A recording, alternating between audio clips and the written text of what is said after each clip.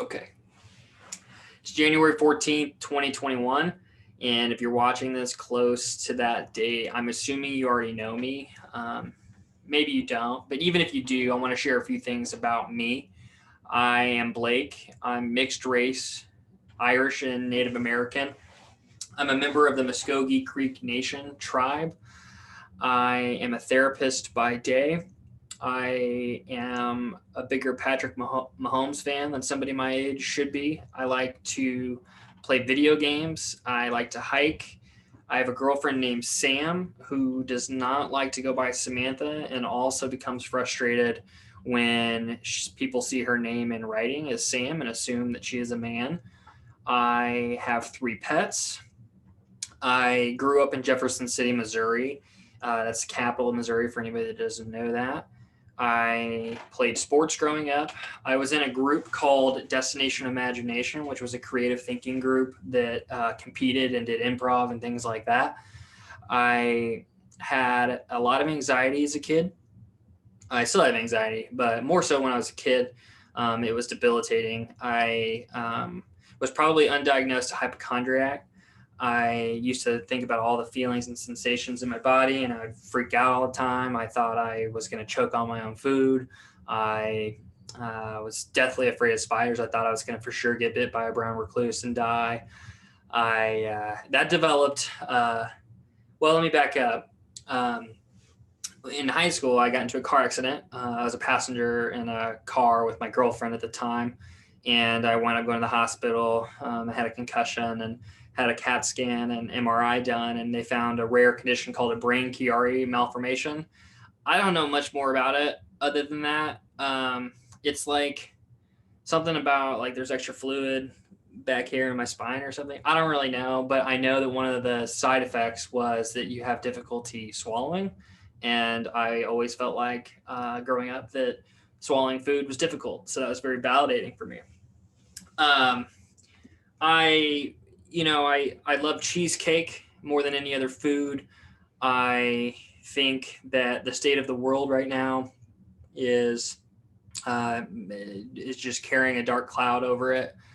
I want to back up to my Jefferson City days when I was a kid. I used to run around with all the neighborhood kids, and one specifically named Adam Sanders, and we used to make films together. We used to imitate Jackass and a whole bunch of stuff. We used to have like these running skits, and it was a lot of fun. It was a creative outlet for me as a kid, and I really enjoyed it, and I frankly I missed doing it.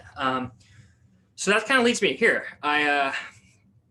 Years later, about 4 years ago, this guy, Adam Sanders, funny story, when we were in middle school, all the teachers always, like on the first day, go through roll and they ask the kids, like, are there any names that you go by that we're not aware of? And Adam Sanders, who had been Adam Sanders to that point his whole life, just told one of the teachers, like, yeah, I go by Bob. And from that moment on, like, I knew people in my high school that called him Bob and thought that was his real name. So I'm conflicted at 31 years old on what to call you, Adam, but I'm going to go with Adam. So I hope that's okay. But the reason I keep talking about this guy, 2016, I was like living in Kansas City. I was living with a buddy named Jordan, and I was writing a lot. I like to write poetry, and I like to write in a journal. And a lot of times I wind up posting stuff on Facebook, and it's kind of cathartic for me. Don't really know why. Probably the dopamine rush of people liking my thoughts. But who knows? It's something I was doing and something I still do. And I remember I hadn't talked to Adam Sanders in years, probably like 5-6 years at that point. And he messaged me on Facebook, and I thought, like, this is kind of weird.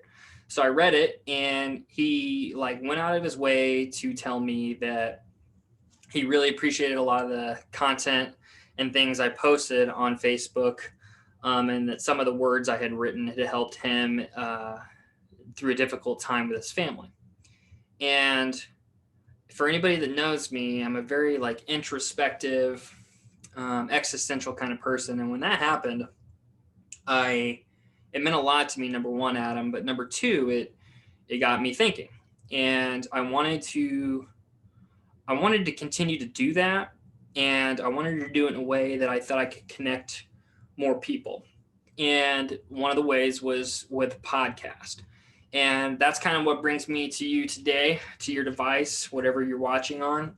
I have been wanting to do this for about 4 years, but life kind of got in the way. There was, I've been working really hard at becoming a therapist, and life was happening, and there was a lot of self-doubt, and I thought, like, well, what if it flops? What if, it's not even worth my time? Like, who would want to listen to me? All those things creeping into my head, and those things might be true, but maybe they won't. But like, I got to a point this year with everything that's happening in the world with social media and the political climate, race relations, you name it. And I figured, like, this was a good time for me to do this. And I hope that anybody listening, I hope that you follow along on this journey. It's really important to me. And my overall mission, or like, it's not even a mission. I want to make people feel normal. And that's the name of my podcast, You're Normal. And I think in order for somebody to be normal, there is the opposite of that as abnormal. But I reject that notion. I think the most interesting people that I've ever met in my life have been, for lack of a better term, a little weird, but a great weird. Something new to offer to the world, an idiosyncrasy that it's completely unique to them. And what I'm aiming to do is I want to bring people together during a time that social media is driving people apart. I think that it's worse than ever right now. And we're in this tribal thinking. And I know everybody listens to podcasts and they hear these terms, tribal thinking, going to our silos, isolating. But I really feel like social media is taking us down a dark path. And I want to connect with people on a personal level. I want to talk to everyone, people I agree with, people I disagree with, anybody, you name it. And I want people to talk about vulnerable things. I want people to know that there's other people out there that struggle with things that they struggle with, that have wild thoughts, that they care about certain things. I want to get as much information out there into the interwebs as I can, and I want to connect people. So, I'm kind of rambling. I had this whole thing planned out, and I started and stopped this thing, like, I don't know, probably 50 times. And then I finally just decided, like, just let it ride, man. So I hope you'll follow me on this journey.